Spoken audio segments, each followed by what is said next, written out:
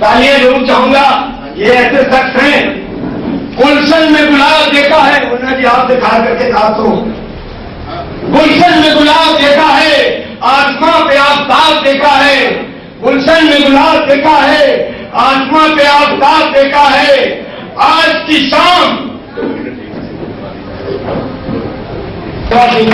धन्यवाद मिशन। वो खुशबुओं के मुसाफिर हैं, अपने आने का पता हवाओं से देते हैं। लखनऊ की खुशबू, लखनऊ की नजाकत, नफासत लिए आप सब लोग यहाँ पर उपस्थित हम सबका अभिनंदन करते हैं और एक आग्रह भी करते हैं कि जो उत्तरांचल में पर्वतों ने अपना दुख व्यक्त किया है, बादल फटे हैं, झरने फटे हैं, क्रांति हुई है, 1 मिनट के लिए आप लोग सब खड़े होकर के क्या कर रहे हैं? सवालों के घेरे में भारतीय लोकतंत्र। ये सवालों के घेरे में लोकतंत्र आया क्यों और इसके विकल्प? हमारा सनातन धर्म सबसे धर्म को आगे रख करके राष्ट्र के, विश्व के लोक मंगल के लिए धर्म को आगे रख करके उन्होंने सारे कार्य किए। आपको मालूम होना चाहिए कि दुनिया का सबसे बड़ा सर्जन कौन था पहला?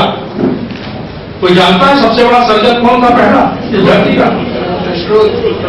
सबसे बड़े सर्जन शंकर भगवान थे, जिन्होंने अपने पुत्र का गर्दन काटी मगर हाथी की गर्दन से जोड़ दी, क्योंकि वो धर्म का कार्य कर रहे थे, अपने पुत्र की जान बचा रहे थे।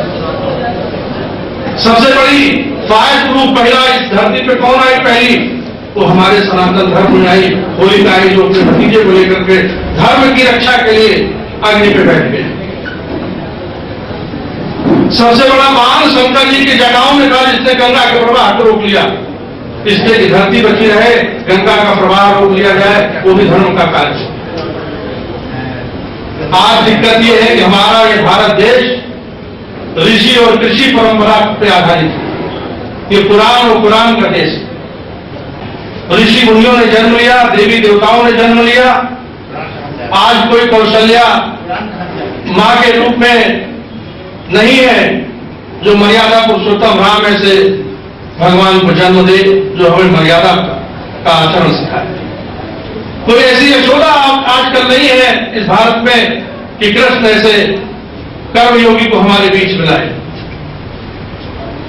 कोई ऐसी जीजाबाई नहीं है जो शिवाजी ऐसे महाराज को हमारे बीच में लाए, गुरु नानक जी को हमारे बीच में लाए, महावीर जी को हमारे बीच में लाए। ये सब धर्म की रक्षा के लिए, राष्ट्र की रक्षा के लिए, मानव की रक्षा के लिए, मानव कल्याण के लिए इन लोगों का जन्म हुआ और इन्होंने धर्म नियंत्रित सारे कार्यक्रम, धर्म नियंत्रित कार्यक्रम किए। ऐसा नहीं था कि देवी देवताओं के समय सनातन धर्म जो अपनी व्यापकता पे था, वैदिक काल था, तो उस समय राजनीति नहीं होती थी। राजनीति उस समय भी होती थी, मगर नीतियां उस समय ऋषि मुनि बनाते थे कि राज्य का संचालन राजा लोग कैसे करें। उस समय भी ये व्यवस्थाएं थी। मगर हमें एक ऐसी आजादी मिली है कि हमारा देश 1947 में आजाद हुआ। आज हमारे देश के नेता AK-47 राइफल की सुरक्षा में।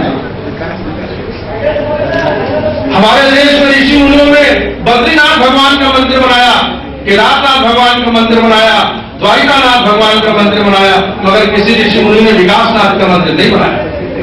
ये जो विकास के नाम पे जो एक राजनीति हो रही है, गंगा पे बांध बनाए जा रहे हैं, कहीं पे अपने स्वार्थ के लिए कोई भी चीज किया जा रहा है, ये उचित नहीं।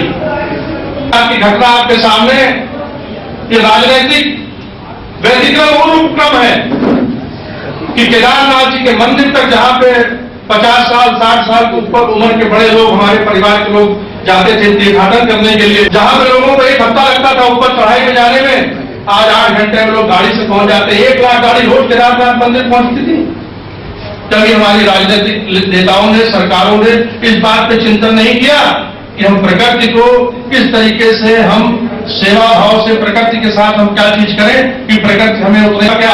क्योंकि जब गंगा अपने प्रवाह को शंकर जी की जटाओं में रोकने से रुकी हो, तो इन प्रकृति के संसाधनों से जो छेड़छाड़ हो रही है, सबसे बड़ा नुकसान ये है। और राजनीति और नेता मात्र अपने स्वार्थ के लिए इस चीजों को करने की कोशिश कर रहे हैं।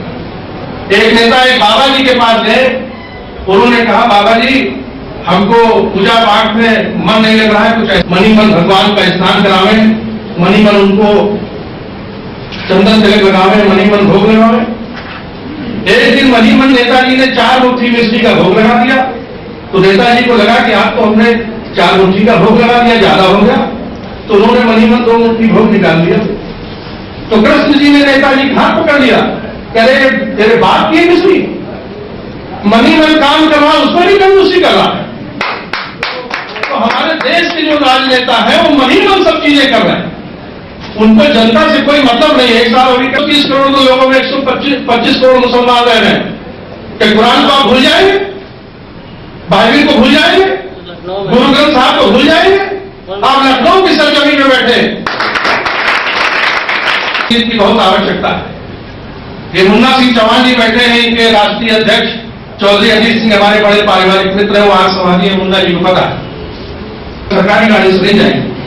और उन्होंने तिलक लगाया और रुद्राक्ष की माला पहनाई।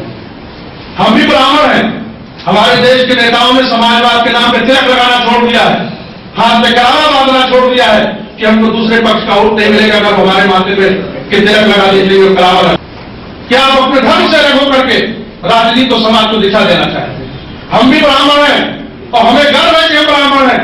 हम 2-2 लाख मुसलमानों की सभाओं में जाते हैं, बुलाए जाते हैं, देश दुनिया में, हिंदुस्तान में, लखनऊ में हम तिलक लगा के धोती पहन के जाते हैं और हमारे मुस्लिम भाई हमारा उसी तरीके से धर्म नियंत्रित राजनीति बहुत जरूरी है, बहुत आवश्यक है। आजादी हमें मिल गई, अंग्रेजों से छुटकारा मिल गया, मगर अंग्रेजों के जाने के बाद हमें बड़ा दुख हो रहा है, मानसिक आजादी भी नहीं मिली। दूसरी चीज ये कि जो अंग्रेज हमारे यहां बना करके छोड़ गए, पुल हो, अस्पताल हो, मकान हो, दुकान हो, उसको कोई प्रलय और तूफान तोड़ नहीं पा रहा, इसलिए कि उसमें भ्रष्टाचार नहीं था।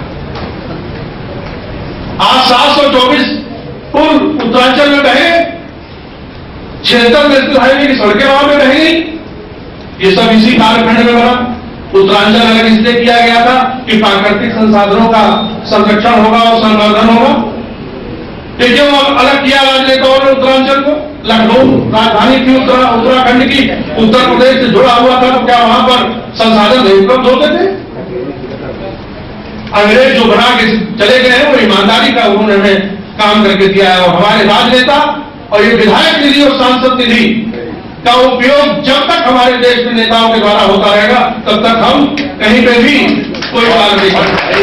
हमारे सांसद और विधायक घरों घरों में जाकर के पूछते थे कि आपका क्या कार्य है। और जब से विधायक निधि और सांसद निधि आई है, लखनऊ के भी कैबिनेट में जो 14 विभाग पाए मंत्री लोग घर में बैठे, कंडीशन में बैठे, पैर हिलाते रहे, करोड़ों रुपया गोमती की सफाई के नाम पे चला गया। उनसे पूछे कौन सा धर्म था तुम्हारा, कौन सी सामाजिक संस्थाएं थी जो 400-500 करोड़ रुपया गोमती की सफाई के नाम पे ले गई? रावण के समय में पुष्पक विमान चलता था, धूल का विमान था जिससे आवागमन होता। क्या उस समय धर्म नहीं था? उस समय तकनीकी नहीं थी? सबसे बड़ा पत्रकार अगर दुनिया को कोई मिला है, पहला पत्रकार भारत था, खोजी पत्रकार थे, सब जगह की खबर इधर से उधर रखते। धर्म था, धर्म नियंत्रित राजनीति थी। हमारे ऋषि और मुनि, हमारे संत महंत, आदि शंकराचार्य भगवान ने 4 दिशाओं में, शंकराचार्य भगवान ने 4 दिशाओं में 4 पीठों की स्थापना की, भारत की अखंडता के लिए स्थापना की। लखनऊ में 800 मस्जिदें हैं। इस्लाम कोई आतंकवाद के रास्ते भारत में नहीं आया, इस्लाम भारत में व्यापार और अमन के रास्ते से आया। पहली मस्जिद आदि शंकराचार्य भगवान के क्षेत्र मालावार हिल केरल में बनी थी। और उस दूसरे धर्मों को अपने साथ गले लगाए, अपने साथ लेके चले खाली वोट के लिए। सिर्फ वोट लेते समय अभी आप मुन्ना जी बता रहे 50 लोग एक साथ बैठते हैं और चित्रांश समाज की चर्चा करते हैं और वो अपने विकास की बात करते हैं, एक साथ बैठते हैं, तो इसमें क्या हो रहा है? क्षत्रिय समाज के लोग अगर एक साथ कहीं बैठ रहे हैं, एकजुट हो रहे हैं, तो इसमें कोई बुरा नहीं है। ब्राह्मण समाज के लोग अगर कहीं बैठ रहे हैं तो इसमें कोई बुरा नहीं। मगर हमारा लक्ष्य क्या होना चाहिए, हमारी कर्तव्य क्या होना चाहिए, हमारी व्यवहार क्या होना चाहिए? भाईचारा कमेटी की बात कही राजनाथ शर्मा जी ने सतीश मिश्रा के बारे में। अरे ब्राह्मणों में भी शेड्यूल कास्ट होते हैं, इसलिए शेड्यूल कास्ट मिश्रा उनके साथ चले गए, क्या कर सकते हैं?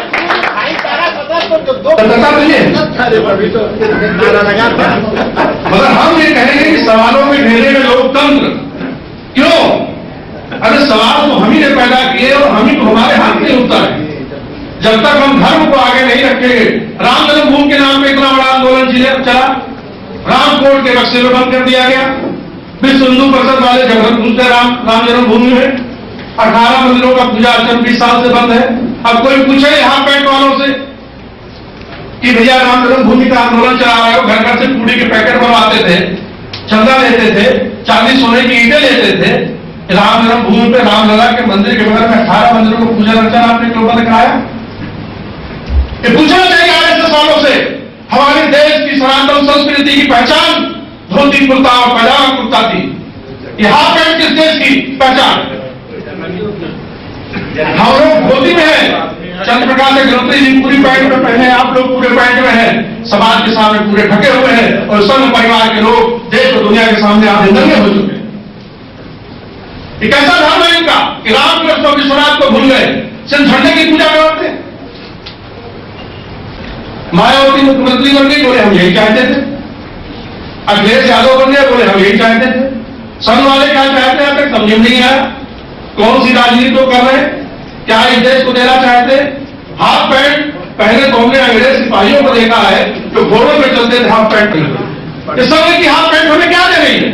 राष्ट्रीय संस्कृतवाद के नाम पर हमें क्या मिला? अटल बिहारी वाजपेयी जी इतने बड़े मुखर वक्ता थे, बहुत अच्छा बोलते थे, बोलते बोलते वो प्रधानमंत्री हो गए, लखनऊ को क्या किया? धर्म के नाम पे लखनऊ में 7 लाख ब्राह्मण है, पूरे देश के ब्राह्मणों में एक चित्र होकर अपने धर्म का पालन किया था। बिहारी वाजपेयी को 3 बार लोकसभा में पहुंचाया, 7 साल प्रधानमंत्री रहे। अटल जी ने धर्म का पालन नहीं किया।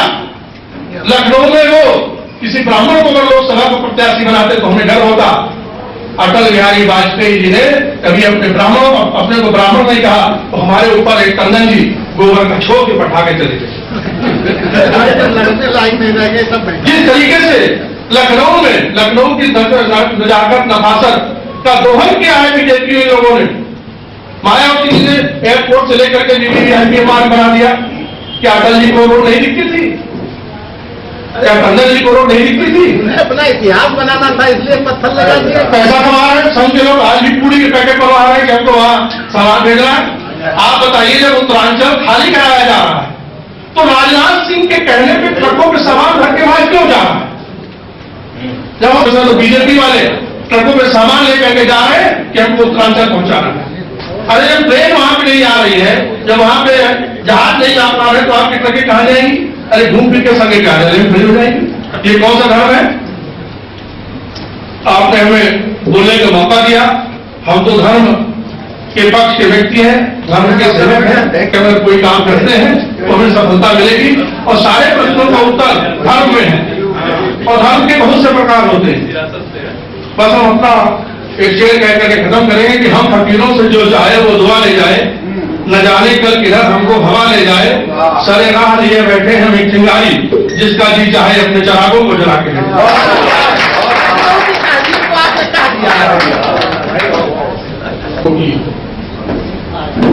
जितने विधायक या सांसद आज चुन के जाते हैं, वो सबके सब बंधुआ मजदूर बन जाते हैं, चुने जाते हैं हमारे आपके द्वारा, और बंधुआ मजदूर बन जाते हैं एक राजनेता के, एक राजनीतिक दल के।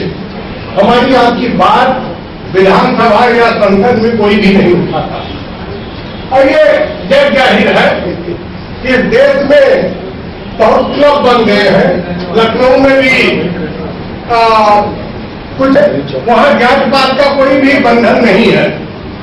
उस क्लब के अंदर जब जाते हैं लोग तो अपना वो जो चोला होता है पंडित का, ठाकुर का, सब बाहर रख के और अंदर जाते हैं जब क्लब में, तो अपनी अपनी हैसियत के अनुसार वहां पर बैठते हैं।